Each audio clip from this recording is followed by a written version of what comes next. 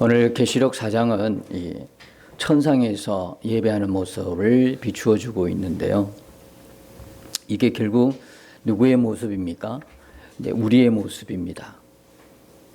자, 이 하늘이란 곳이 하나님이 계신 곳인데 우리가 하늘에 하나님이 계신 그곳에 가서 무엇하고 사느냐 매우 궁금한 분들이 계실 겁니다.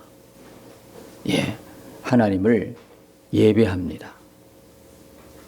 하나님을 예배하는데 그러면 영원토록 하나님을 예배하는데 지겹지 않느냐, 또 이런 농담 삼아서 이렇게 말씀하시는 분이 간혹 계시더라고요.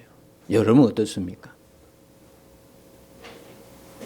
이 땅에 살면서 주일날 예배 한번 이렇게 나오는 것, 지키는 것도 참 힘든데 어떻게 영원토록 시작도 끝도 없이 영원토록 그렇게 예배하냐, 이런 정말 그렇게 어떻게 생각하면 답답해하는 분들이 있더라고요. 어떻게 생각하세요?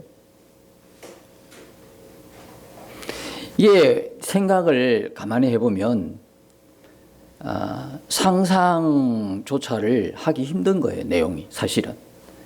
우린 지금 뭐를 입고 있습니까? 육을 입고 있지 않습니까? 영과 육이 같이 있잖아, 그죠? 영과 육이 있어서. 그러면 끊임없이 육의 생각과 육이 원하는 그런 욕구가 있을 거란 말입니다. 영만 하나 한다면 그럴 필요가 없겠죠. 여기 이 천상에는 뭐가 없습니까? 뭐가 없고 뭐만 존재하는 겁니까? 육이 없고 영이 존재하는 겁니다. 천상에서의 영원한 시간이라는 것은 우리가 생각하는 그 영원한 시간하고 개념 자체가 틀립니다. 이 시간의 개념 자체가 없는 겁니다. 육을 입고 있기 때문에 시작이 있는 것 같기도 하고 마침이 있는 것 같기도 하고, 24시간 동안에 그 시간이 다 이렇게 배열이 되어 있는 것처럼 우리는 느끼지만 영의 세계에서는 이 우리가 갖고 있는 이 땅의 어떤 시간의 개념이 아니라는 거거든. 하나님의 시간대, 영원한 시간대에는 시간의 개념 자체가 무색할 정도이죠. 영원토록 하나님을 경배하고 찬송합니다. 찬양합니다. 예배합니다. 좀 절개가 되지 않느냐. 그래도 내 취미생활도 좀 하고. 그것은 우리가 육을 입고 있는 이 세상에서만 그렇게 생각할 수 있는 것이죠. 영만 있다 그러면 아마도 육신이 요구하는 그 욕구를 견뎌내지 못할 겁니다. 왜? 너무나 어떻게 생각하면 우리 표현으로 너무 저급한 표현으로 이야기하면 육이 요구하는 이 욕구 자체는 영이 볼 때는 너무 저급한 거예요. 어떻게 생각하면 안 맞는 거죠. 육과 영은 너무 반대거든요. 아예 차원 자체가 다른 차원이거든요. 우리가 그래도 취미생활은 좀 하고 내가 하고 싶은 건 좀 하고 그래도 예배는 좀 드리고 뭐 이렇게 병행해야 되지 않겠습니까? 영의 세계는 그런 게 존재하지 않습니다. 아주 작은 것으로 우리 같이 이해를 해보자 그러면, 지금은 무덤덤하지만 여러분이 처음으로 예수님을 만났을 때를 한번 생각해 보십시오. 다시 말하면 여러분들이 은혜를 깊이 한번 체험했을 때가 있을 것입니다. 저도 가만히 생각해 보니까 제가 왜 여기 이 자리까지 왔는가 하면 그때 한번 그 주님을 만난 은혜 체험 때문이었습니다. 주님의 얼굴 본 적도 없습니다. 하나님의 얼굴이 어떻게 생겼다 말할 수 있는 정도로 본 것도 아닙니다. 어떻게 나를, 내 인생을 여기까지 이렇게 하나님이 끌고 오셨냐면 대단한 어떤 체험이나 대단한 어떤 경험이 있어서 그런 게 아닙니다. 딱 한 번 하나님을 만났던 은혜의 순간, 하나님의 얼굴은 우리의 육신의 눈으로는 볼 수 없지만 하나님께서 내 영혼에 회개를 명령하셨고, 하나님 앞에 내가 지금까지 죄인으로 살았다는 게 확 하고 믿어지니까 전혀 그때와 그때 이전과 이후의 삶이 너무나 달라져 버렸는데 그때의 전환점의 순간은 하나님이 내 인생에 찾아오셔서 지금까지 모든 삶을 회개시키는 것, 그거 하나였습니다. 뭐 대단한 어떤 체험을 있어서 인생이 바뀐 게 아니에요. 내가 죄인이었구나. 내가 하나님 없이 살았던 이게 죄인이었구나. 그리고 지금까지 살았던 모든 모습들을 이 주마등처럼 지나가는 그 과거에 생각났던 모든 것들이 바로 그때가 하나님 없이 살았던 죄의 순간이었고, 그리고 그때 행했던 모든 것들이 알고 보면 내가 괜찮게 살았다, 법 없이도 살겠다, 어렵게 살았다 라고 생각했던 모든 것들이 알고 보니까 자기 의로 충만한 죄인의 삶이었다는 것이죠. 그래서 이제 회개가 일어나고 회개하고 다음 날은 완전히 바뀌어진 것이죠. 그 전과 그 후가 너무 다른 거예요. 그래서 예수님을 만난 사람들은 BC와 AD가 확연히 구분된 사람들이에요. 그 이전과 그 이후의 삶이 완전히 달라지게 되어 있습니다. 절대로 예전의 삶을 살아갈 수가 없어요. 그 흔적은 남아서 천국 갈 때까지 괴롭힘은 당해도 그 이전으로 다시 돌아갈 수가 없습니다. 왜냐? 새 맛을 이미 맛보았기 때문에 그렇습니다. 예수님의 영에 충만한 그 맛을 보았기 때문에 돌아갈 듯 갈 듯 하면서 그 유혹 앞에 미혹 앞에 때로는 쓰러지고 넘어지고 그러는 순간은 있을지라도 다시 돌아가지는 않습니다. 반드시 또 회개하고 돌아옵니다. 그 이전과 그거 완전히 다른 거죠. 뭐 강력한 어떤 체험이 있은 게 아닙니다. 성령이 내 안에 오셨기 때문에 더 이상 체험으로 살지 않고 이제는 말씀에 붙들려 말씀으로 사는 사람이 된 것이죠. 성령이 우리 안에 오신 거예요.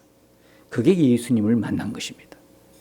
눈으로 그분의 얼굴을 보고 그게 아니고요. 성령님이 내 안에 오신 거예요. 만나는 수준이 아니라 하나가 되셨어요. 그러니까 그 사람 우리의 인생이 바뀌어지는 거예요. 바뀌어지는 거예요. 그래서 여러분, 내가 뭘 하나님 체험을 해주시면 잘 믿게 되는데 그거는 우리 생각입니다. 체험해서 믿는 게 아닙니다. 진짜 믿음은요, 진리의 말씀이 우리에게 들어올 때 믿음이 일어나는 것이죠. 뭘 자꾸 보고 안 보고가 아니에요. 이미 성령님이 우리 안에 계신다 그러면 그것으로 우리는 충분한 것입니다. 오늘 이 계시록 이 4장은 천상에서 예배드리는 모습인데요. 그건 요한만 본 것이지 우리랑 무슨 상관이 있어요? 이렇게 말하실 분이 있어요. 그리고 조금 전에 이야기한 것처럼 아이고 지겨워서 그 예배만 드리면 되나? 너무 지겨울 텐데 전혀 걱정 안 하셔도 돼요. 여러분이 일단 천상에 올라가 보시면 전혀 그거는 기후에 불과합니다. 그게 얼마나 좋은 것인지. 내가 처음으로 하나님 만났을 때 그건 비교도 안 될 만큼 좋은 겁니다.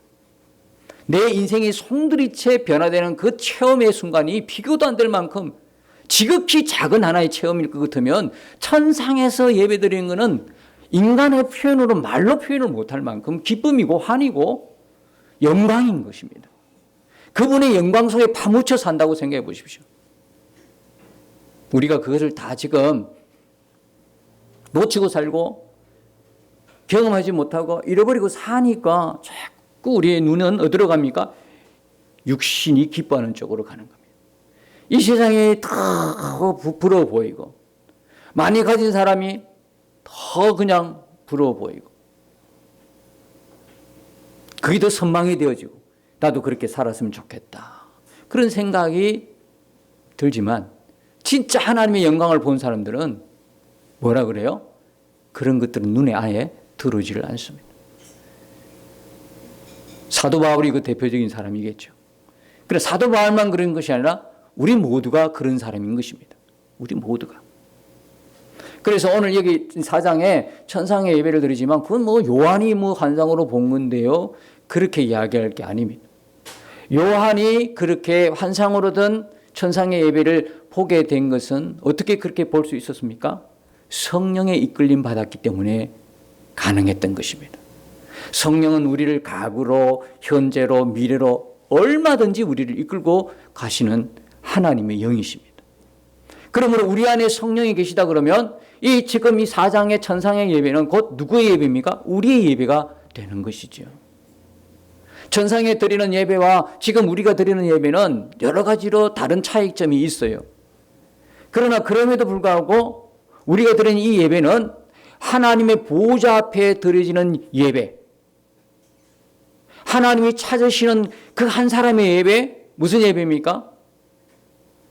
영과 진리의 예배.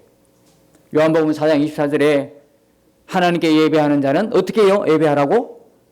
영과 진리로 예배할지니라. 왜요? 그런 사람을 23절에서 찾으시니까. 누가? 아버지가. 하나님 아버지는 영과 진리로 예배하는 자를 찾느니라. 그걸 기뻐하시고. 어떻게 그런 예배를 드릴 수 있죠? 네, 그렇습니다. 성령이 계시는 사람은 그런 예배를 드리는 것입니다.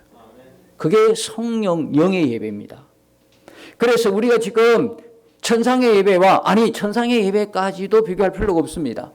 이 지상에서 함께 드리는 다른 어떻게 하면 좋은 시설에 수도 많고 어마어마한 규모의 그런 교회, 정말 웅장한 찬양대, 성가대, 화려한, 우아한 그런 예배하고도 너무나 비교가 되는, 어떻게 생각하면 볼 것 없는, 화려하지 않는 그런 예배일지라도 여러분, 성령을 모신 사람들이 드리는 예배는 하나님이 찾으시는 영과 진리의 예배인 것입니다.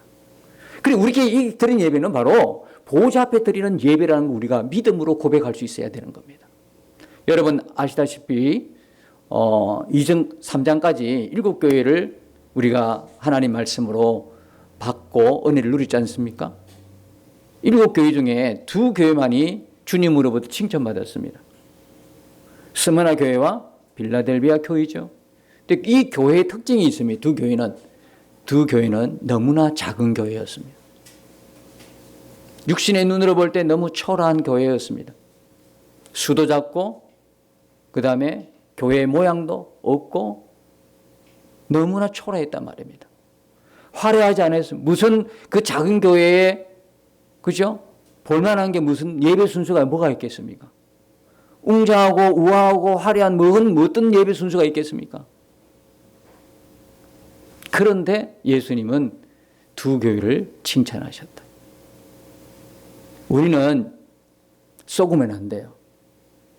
교회가 규모가 크든 작든 수가 많든 적든 시설이 좋든 안 좋든 있든 없든 아무 상관이 없다는 거. 내가 지금 여기에 성령을 모시고 하나님 말씀을 믿음으로 받고 하나님 말씀이 기준된 예배가 드려진다면 그 예배는 천상에서 드려지는 예배와 같다는 겁니다. 여러분, 우리가 예배할 때 지금 하나님의 보좌 앞에서 예배한다, 이런 믿음의 고백으로 날마다 주일마다 여러분들이 가정에서나 교회에서 예배 드릴 수 있기를 축복합니다. 예배는 하나님이 받으시는 겁니다. 하나님이 받으시는 예배입니다. 그래서 오늘 4장에서 천상의 예배를 쫙 보여주시는 거예요. 왜요? 왜 보여주실까? 여러분, 계시록은 반복해서 말씀드립니다만 너무 쉬운 책입니다. 그리고 사복음서에서 마태, 마가, 누가, 요한복음에서 예수님께서 말씀하시는 그 복음의 열매, 복음의 꽃, 복음의 총정리가 계시록입니다. 그래서 계시록은 너무 쉬운 책입니다. 여기 등장하는 보석 이름, 그리고 여기 등장하는 24장로, 내생물, 여기 신경 쓰지 마십시오. 정말 어떤 때는요, 환상을 갖다가 이렇게 저렇게 이해하다가 오히려 정말 요한이 계시록을 통해서 주님으로부터 받은 그 은혜를 우리에게 전달하고 싶은데 그 전달의 키포인트를 놓쳐버리는 거예요. 자꾸 그런 쪽에만 집중해버리는 거예요. 어떤 보석은 그래도 다행히도 우리보다도 훨씬 많이 공부한 분들이 또 주석가들이 오래전부터 이 보석은 무슨 의미를 갖고 있다. 이 보석은 무슨 의미를 24 천사는 장로는 누구다. 뭐 이렇게 다 했는데 다 틀려요. 다 틀리다는 이야기 뭡니까? 진리가 아니다는 이야기예요. 진리는 하나이죠. 진리는 틀리지 않습니다. 하나님 우리에게 말씀하신 복음의 진리의 말씀 하나도 안 틀리는데 해석이 다르다는 이야기는 우리가 그렇게까지 집중해서 볼 게 아니라는 이야기예요. 다 틀리거든. 이시사 장로도 틀려요.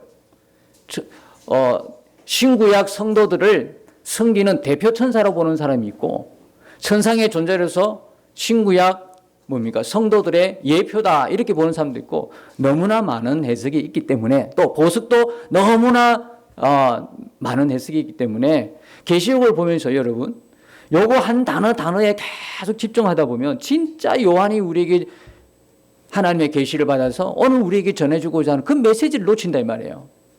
그러니까 한 상은 한 상대로 내버려 두세요. 그걸 억지로 풀려다가 이상한 방향으로 가버리는 거거든요.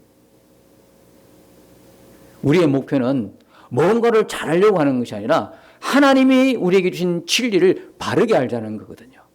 바르게 믿자는 거거든요. 바른 것이지 뭘 거기서 좀 더 특별하게 뭐 우리만이 뭘 해석한다, 우리만이 뭘 갖고 있다, 뭐 비밀인 것처럼 또 하나의 비밀인 것처럼 그걸로 뭘 이야기할 필요는 없다는 이야기죠.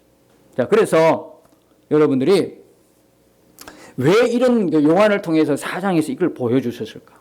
지금까지 여러분 가만 보십시오. 1장에서는 예수님이 살아계시다는 것을 요한이 봅니다.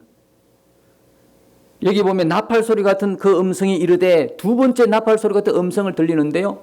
1장 10절에 첫 번째로 들렸습니다.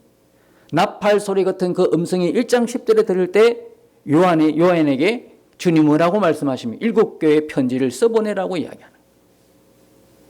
그리고 요한이 본 주님의 모습을 주석 같기도 하고 보석 같기도 하고 그때도 역시 주님의 모습을 보석처럼 설명을 하죠.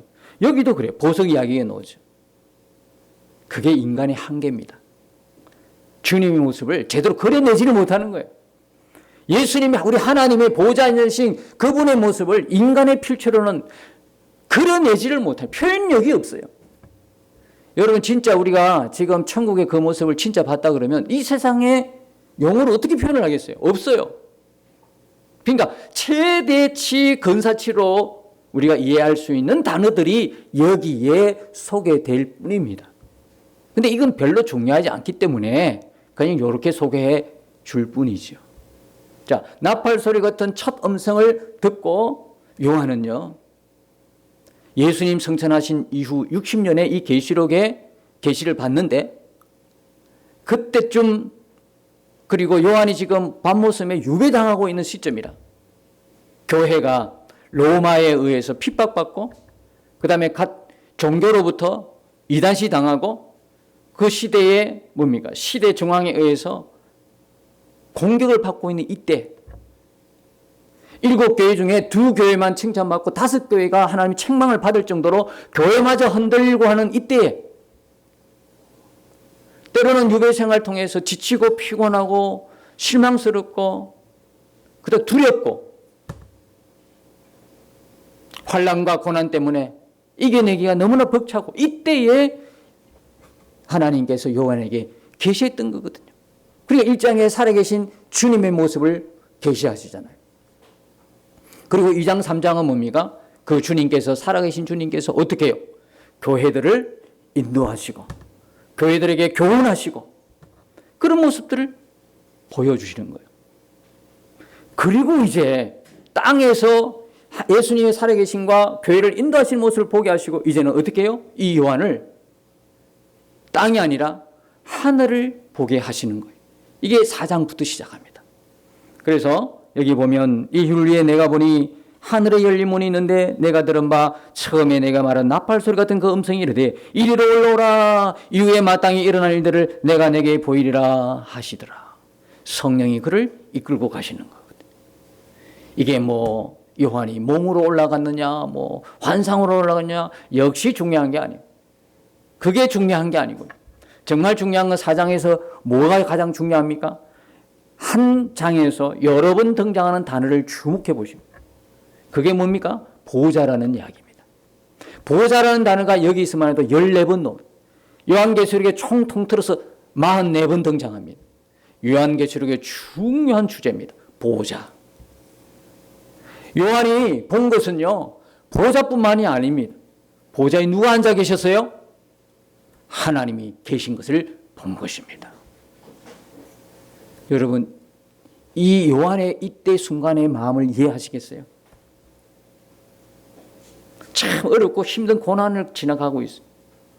고통을 받고 있어요. 두려움이, 세상의 그 로마의 그 강력한 세력 앞에 두려움도 있어요. 앞으로 교회는 어떻게 살아갈 것인가? 어떻게 교회는 유지되어야 될 것인가? 교회 지도자로서의 많은 번뇌와 걱정과 염려가 왜 없었겠어요? 그런데 지금 보좌를 보는 겁니다. 저는 이 대목 보면서 너무 감격스러웠습니다. 야, 우리 하나님이 이렇게 디테일하신 분인가? 너무나 세밀하죠. 한 번도 아니고 2번, 3번 계속 보여주시는 거예요. 왜? 우리가 너무 걱정이 많은 사람들이거든. 우리가 믿는다고 하지만 너무 염려가 많고 믿음이 너무 작아도 너무 작거든. 예수님 지금 말씀하셔도 금방 돌아서 잊어버려. 들을 때는 믿음이 확 일어날 것 같은데 예배당 문만 나가면 사는 거는 꼭 말씀 자체가 없는 사람처럼, 믿음 없는 사람처럼 살아가거든요. 믿음을 다 잃어버린 사람처럼 살아간단 말이에요. 낙심한 채 고개를 숙이고 절망 가운데 걸어간다 이 말이에요. 그래서 예수님은 살아계신 것 하나만으로도, 예수님이 살아계신 걸 지금 내 눈앞에 본다면, 여러분이 요한처럼 내가 그렇게 낙심한 순간에 예수님이 어느 날 꿈속이라도 나타난다면 여러분 심령 어떻겠어요? 갑자기 없던 믿음도 막 생기지 않겠어요? 용기가 생기지 않겠어요? 두려움이 막 확 물러가지 않겠어요? 그건 은혜의 체험을 해본 사람은 다 알거든요. 그런데 지금 그렇게 염려스럽던 교회도 친히 역사하시고 인도하시는 모습을 봤다 이 말이에요. 요한은 완전히 용기 백배죠. 와, 그 밤모습에 유배당한 그 아픔, 고통, 그게 하나도 생각이 안 날 만큼 하나님의 그 임재와 은혜 안에 폭하고 파묻히다 보니까 황홀한 거예요. 그런데 하나님은 그것뿐만 아니라 이제는 그의 눈에 하늘문을 열어주시는 거예요. 이 하늘문으로 예수님이 오셨고 하늘문으로 가셨고 성도 수많은 사람들이 하늘에 있고 우리의 아버지 하나님도 하늘에 계시고 하늘이 존재한다는 걸 여러분 요한이 본 거예요. 우리도 한번 생각해 보세요. 예수님 살아계신 것과 하늘이 그냥 이야기했어. 하나님 나라가 있대. 우리 죽으면 하나님 나라가 이 땅에 살면서 서로 좋은 말로 위로를 했어요. 믿음의 말로 서로 격려했어요. 근데요, 이렇게 위로와 격려의 말로 말은 할 수 있는데 실제적으로 하나님의 나라를 이 시간, 이 순간 우리가 봤다고 한번 생각해 보세요. 어떤 일이 벌어지겠어요? 어떤 일이 벌어지겠냐고요? 다 안 보셨으니까 지금 저를 쳐다보면서 이렇게 쳐다보지만 진짜 이거는 뭐라 표현이 안 되는 거거든요. 거기다가 보호자를 본 거예요, 보호자를. 거기다가 보호자에 계신 분을 본 거예요. 그런데 이게 뭐 요한이 몸으로 올라갔냐, 한산을 보냐, 그게 뭘 중요해요, 지금? 안 그래요. 뭐가 보석이 바뀌었으면 그게 뭐가 중요해, 지금? 우리에게 가장 중요한 분은 보호자에 계신 그분이잖아요. 그분이잖아요.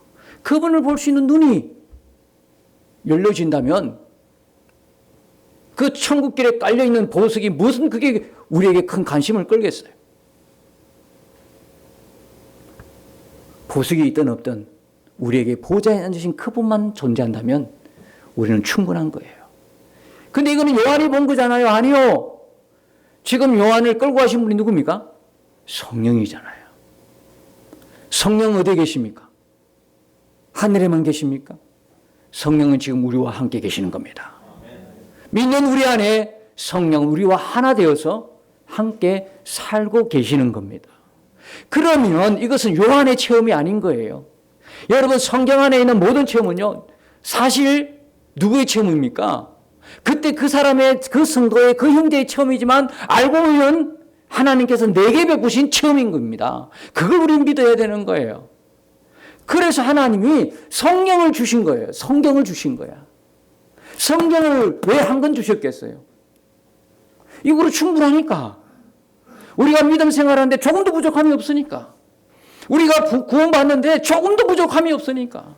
성경을 한 권 주신 거야. 요거 달랑 이렇게 주신 거예요. 그렇지만 달랑이라는 표현이 좀 뭐하다, 그죠? 1년에 1도 가기도 그렇게 힘들어하는 분에게는 달랑이 참 이상한 표현이잖아, 그죠? 이거 하나로 충분합니다, 여러분. 앞으로 더 계시 내려온다? 없습니다. 성경을 벗어난 계시 있다 없다? 없습니다.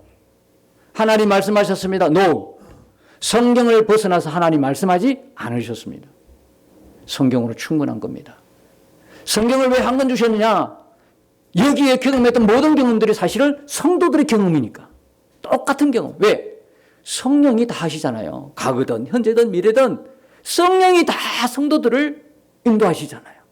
그럼 내게 성령이 있다면 오늘 요한이 4장에서 체험한 이 천상의 예배는 누가 체험한 겁니까? 내가 체험한 거죠.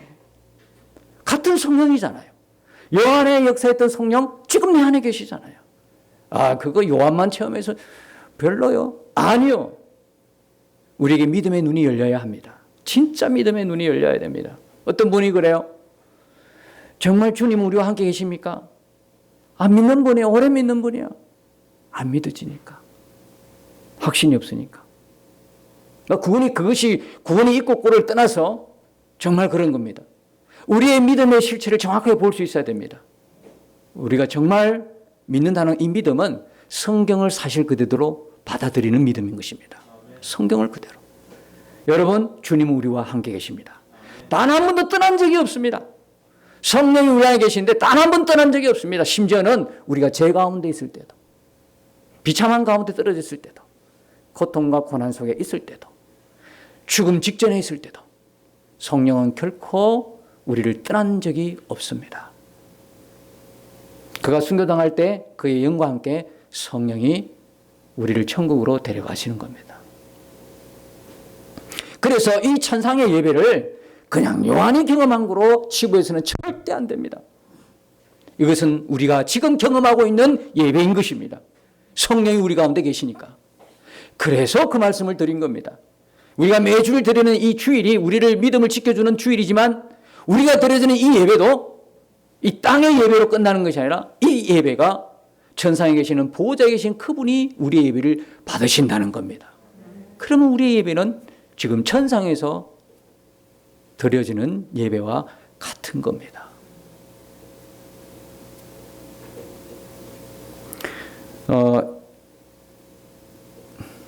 우리가 뭐하고 사느냐? 예배하고 삽니다. 영원토록 찬송하고 찬양하는데요. 이 찬송하고 찬양 드리는데 뭐 어떤 표현으로 말할 수가 없어요. 이 기쁨과 이 행복은요, 지금까지 누려보지 못한 거예요. 어떤 것도 누려보지 못한 거예요. 우리가 그걸 육신의 몸이 죽어서 영이 들림받아 하나님 나라에 지금은 안 갔고, 그렇지만 성경 그대로를 믿는다면 우리는 두 가지의 동시에 존재하는 존재라는 걸 우리는 알아야 됩니다. 이 땅에 지금 존재하고 있지만 또 한편으로는 우리는 어디에 있습니까? 예수님 보좌 옆에 있다는 것입니다. 그게 앉혀 있다는 것. 그게 성경의 진리입니다. 우리는 동시에 이 땅에도 있지만 우리는 동시에 하늘나라에도 있다는 것을 우리는 믿어야 하는 겁니다. 그게 성경 진리입니다. 그래서 여러분들이 이 땅에서 예배뿐만 아니라 천상의 예배도 함께 드릴 수 있게 되는 것인데, 이게 완성이 뭐냐면 육신을 벗고 이제 온전히 우리의 영이 하늘에 섰을 때 완전히 이루어지는 내용이라는 겁니다. 자, 여기서 한 가지 이제 우리가 중요한 걸 하나, 4장을 넘어가면서 반드시 우리 하나 기억해야 둘 내용이 있습니다. 그 내용이 뭐냐면 여기에 1절의 내용인데요. 일 후에 이제 3장이 끝났어요. 3장 후에 교회 인도하고 교회 교훈하신 주의 음성을 듣고 난 이후에 이 말씀입니다. 그리고 여러분 보십시오. 라오디게아 교회의 끝에 주시는 말씀이 뭐였습니까? 21절에 보면 이기는 그에게는 내가 내 보좌에 함께 앉게하여 주기를 내가 이기고 아버지 보좌에 함께 앉은 것과 같이 하리라. 이 말씀 그대로를 바로 요한을 통해서 4장에서 연결시켜서 이루어 주시는 모습도 볼 수가 있죠. 내 보좌에 함께 앉게하여 주기를 내가 이기고 아버지 보좌에 함께 앉은 것과 같이 하리라. 예수님이 하나님으로 받은 그 영광을 우리도 함께 누리도록 하신다는 겁니다. 그게 뭐냐면 보좌에 함께 앉히는 것입니다. 우리가 예배 드린다는 것은요, 이건 정말 가장 최고의 축복인 겁니다. 가장 최고의 은혜입니다. 하나님을 예배하는 사람이 되었다. 이것은 뭐 더 이상 이 세상에서는 바꿀 수 없는 겁니다. 이것과 비교할 수 있는 것도 없습니다. 이 예배가 얼마나 고귀하고 얼마나 순결하고 얼마나 대단한 축복인지. 그리고 나팔소리 같은 음성이 뭐라고 하면 이리로 올라오라 그러죠. 이후에 마땅히 일어날 일들을 내가 내게 보이리라. 마땅히 일어날 일들입니다. 여러분 이 4장을요, 어떤 분들은 여기서 성도들이 휴거를 했다고 이야기합니다. 휴거를 하고 이제 마땅히 일어날 일들, 앞으로 미래에 일어날 일들, 정확하게 말하면 7년 대환란을 여기서 추론해내는 겁니다. 그래서 성도들은 4장에서 이미 올라간 거예요. 여러분 착각하지 마십시오. 누가 올라간 겁니까? 요한이 올라간 겁니다.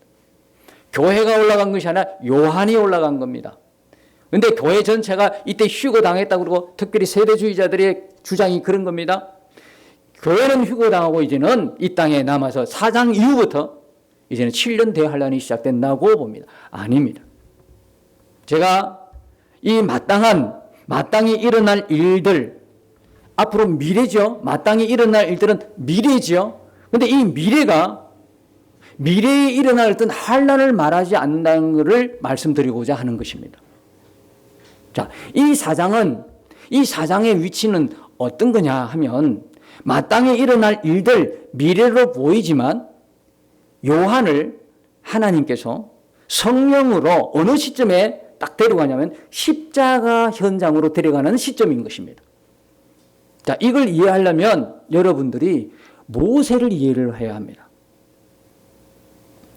여러분, 모세는요, 창세기 때의 사람이 아닙니다. 창세기 태초에 일어난 일이죠. 어마어마합니다. 그 차이의 간격이란 것은 말로 표현이 안 되는 만큼 어마어마한 간격이 벌어진 거예요. 모세가 어떻게 창세기 때의 일들을 다 어떻게 알겠습니까? 태초에 일어난 일들을. 아담도 모를 일인데. 그렇지 않습니까? 아담으로부터 인간의 역사가 창조 아니고 인간의 역사가 시작됐다 그래도 아담과 모세의 간격이 얼마나 어마어마합니까? 그런데 여러분 창세기는 누가 기록한 겁니까? 모세가 기록한 거예요. 창세기, 출애굽기, 레위기, 민수기, 신명기 그 중에서 잘 우리가 봐야 됩니다. 다 5개를 기록한 사람이 모세입니다. 모세가 기록했는데 저자는 누구였습니까? 성령이요. 자, 보십시오. 출애굽기까지는 우리가 이해를 할 수 있어요. 왜? 모세의 시점이지 않습니까? 모세가 태어난 시점이지 않습니까? 출애굽기, 레위기는 직접 경험했죠. 레위기, 그다음 또 뭐 있죠? 민수기, 신명기. 이건 기록하기 쉽죠. 자기 당대에 그걸 다 보고 쓴 기록이니까. 근데 문제는 어디냐면 창세기예요, 창세기. 창세기는 모세와 관계가 없다고요. 하나도 상관이 없어요. 어떻게 기록했겠냐고 이걸. 가만히 보십시오. 창세기를 어떻게 기록했겠냐 모세가. 어떻게 알고. 사람들이 구전으로 말로 다 전해줘서 알았다? No. 아니 창세기에 났던 일들을 어떻게 그 많은 세대를 지나가면서 어떻게 다 기억해가지고 디테일하게 어떻게 이야기를 할 수 있어요. 중간에 또 노아 홍수가 지나갔는데 노아가 그걸 기억을 다 한다고요? 말도 안 되는 소리예요. 자, 이걸 풀 수 있는 건 하나는 성령밖에 없습니다. 성경의 저자인 성령께서 누구를요? 모세를 들고 어느 시점으로 갔습니까? 창조의 시점으로 데리고 간 겁니다. 오늘 요한계시록 4장을 성령께서 요한을 어떻게 해요? 끌어올려서 어느 시점으로? 십자가 시점으로 끌고 간 것처럼 성령께서 누구를? 모세를 창조 시점으로 데려갑니다. 그 증거가 어디 있습니까? 창세기 2장 17절에 보면 이런 말씀이 있습니다. 창세기 2장 17절 보시죠.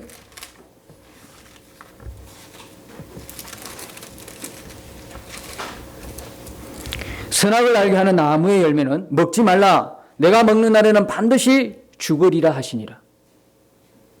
여러분, 이 창세기는 과거입니까? 현재입니까? 미래입니까?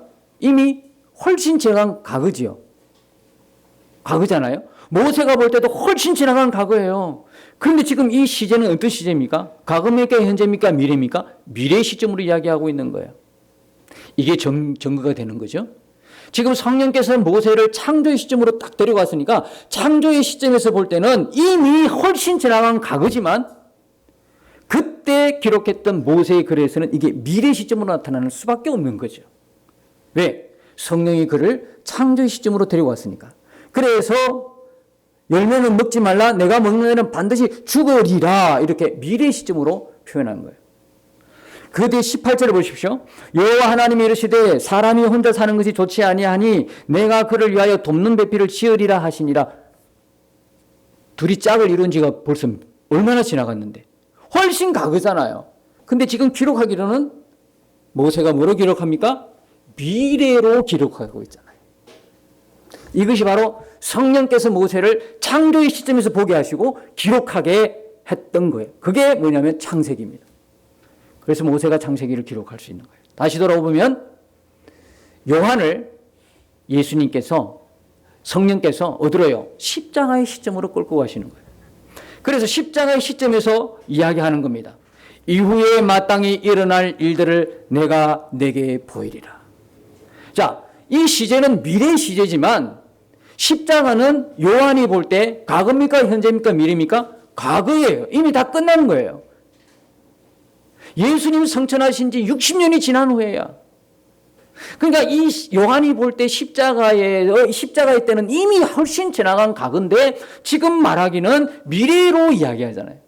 그 이야기는 무슨 이야기냐면 앞으로 일어날 어떤 사복음서나 모든 신약 성경의 저자들이 기록한 책에서 이야기하지 않은 또 다른 환란이 올 것이다가 아니에요. 예수님마저도 말씀 안 한 복음서 안에 내용이 없는 계시하지 않은 그 또 다른 어떤 미래에 일어날 계시를 절대 말하지 않는다는 이야기입니다. 이해하시겠습니까? 예수님도 이 땅에 계실 때에 예수님의 복음이 사복음서에 안에 있는데 그 사복음서의 내용이 뭐냐면 어디까지입니까? 예수님의 재림까지다 말입니다. 십자가에서 재림까지요. 재림까지만 말씀하신 거예요. 그 이후에 또 다른 뭐가 환란이 오고 또 다른 일이 일어날 거다. 어떤 미래에 대해서 전혀 이야기를 안 하셨고 그의 제자들이 기록된 성경에 베드로 전서도 그렇고 어떻게 해요? 야고보서도 그렇고 모든 성경 저자들이 사도 바울의 서신서도 그렇고 모든 것이 뭡니까? 재림까지예요. 모든 계시의 끝은 재림까지라 이 말입니다. 그걸 다 신약 성경이 기록하고 있어요. 간혹 오해받을 만한 구절도 있지만 제대로 해석하면 그것은 일어날 미래에 닥칠 어떤 환란을 말하고 있지 않다는 걸 알 수가 있죠.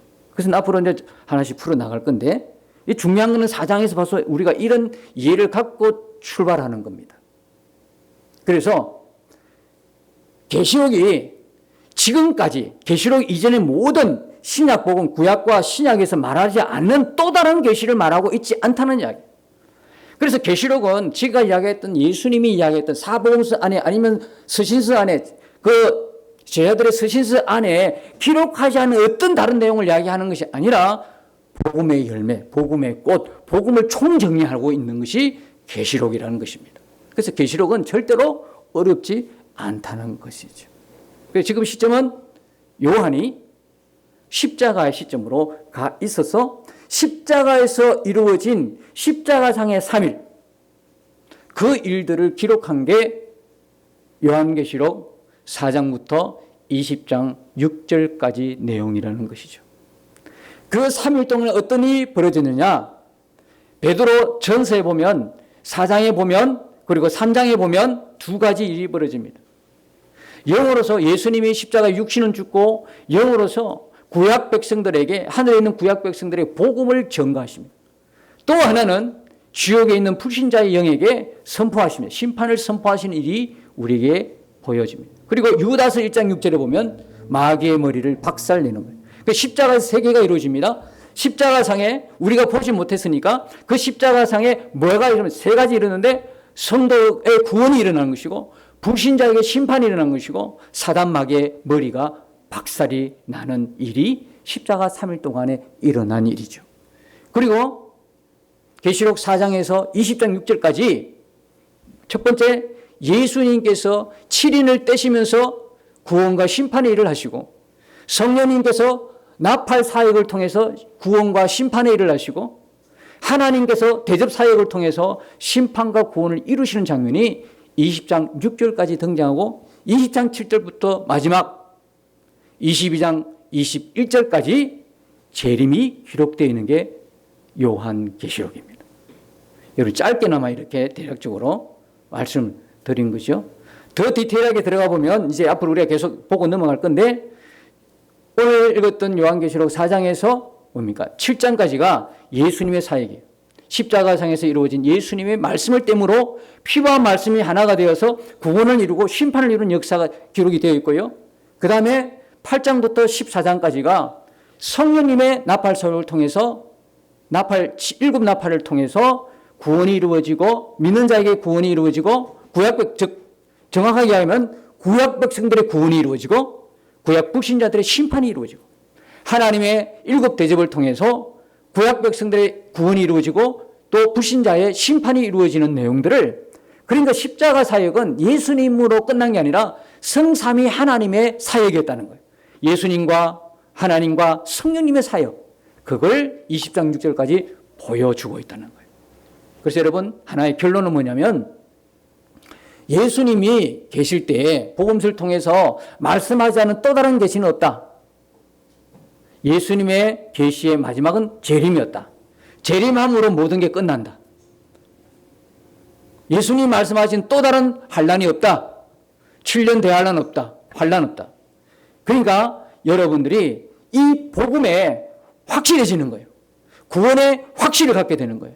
요한계시록은 우리로 하여금 내가 얻은 이 복음, 내가 얻은 구원이 얼마나 분명한지, 얼마나 확신이 있는지를 그덕그덕 우리에게 확인시켜주는 책이 요한계시라는 걸 아시고 여러분들이 매주일날 이렇게 다음 주 5장을 풀어나갈 때 여러분 미리 읽어오시고 기도하는 마음으로 읽어오시면서 여러분들이 말씀을 들으시면 훨씬 더 빠르게 이해하시고 훨씬 더 여러분 믿음의 진보가 있게 될 줄로 믿습니다. 하나님의 놀라운 은혜의 역사가 우리에게 너무 흥미진진한 거예요. 계시록을 통해서 우리에게 주시는 귀한 은혜가 우리 모두에게 있어지기를 주님 이름으로 축복합니다. 주와 함께 싸워 승리하리라. 날마다 믿음으로 나 살아가리. 날마다 믿음으로 나 살아가리.